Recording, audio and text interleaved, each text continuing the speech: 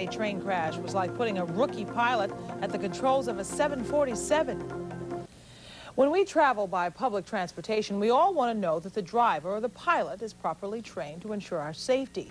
Well, today, federal investigators said that Amtrak failed to do that, paving the way for that 1990 train wreck in Boston's Back Bay Station.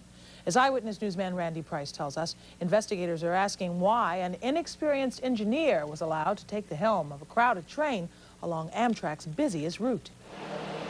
December 12, 1990, Boston's Back Bay Station. David Desley was on board a stopped inbound T-commuter train, which was rear-ended by the Amtrak Night Owl on the same track. Everybody was thrown all over the place. I got thrown over the seat in front of me and then thrown back into my seat. Once the initial commotion stopped, we tried to exit the train, helping individuals who were on the floor, and I had no idea to the extent of the damage until I saw it on the news that evening. For the Brockton to Boston daily commuter, this is a day for which he's been waiting. They're having difficulty having my medical expenses being taken care of. As a matter of fact, they haven't been taken care of at all.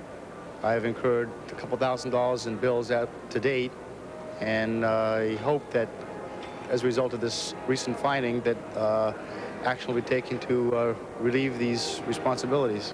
Today in Washington, the nation's chief investigative agency for such accidents issued its findings.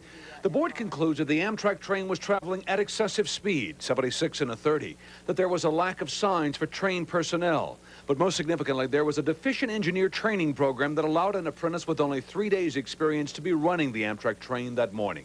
The board recommends trainees should spend more time observing before taking controls, and that they get their hands-on experience in places other than the congested Northeast corridor.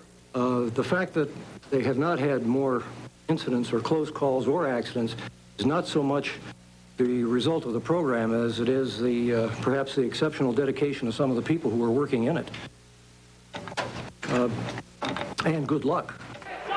In the months following this accident, in which amazingly no one was killed, both Amtrak and the Massachusetts Bay Transportation Authority made changes. I think there was a complete review, soup to nuts, on the training of the operators, and I think there's been a number of things. When we're monitoring the training program, I think there's been an increase in the standards, increase in the length of training period. There's certainly been an increase in the vigilance on both Amtrak management and our own. For the T, it's also been a challenge restoring confidence among the passengers who use the system.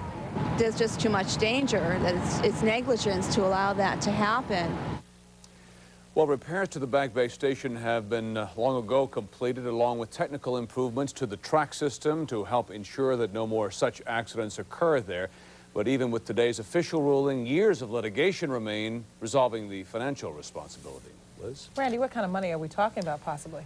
Well, it's unknown at this point. It's mounting up. The T estimates that it could be anywhere from $8 to $10 million, and that would include the personal injury cases. Okay, Randy, thanks. Jack. Some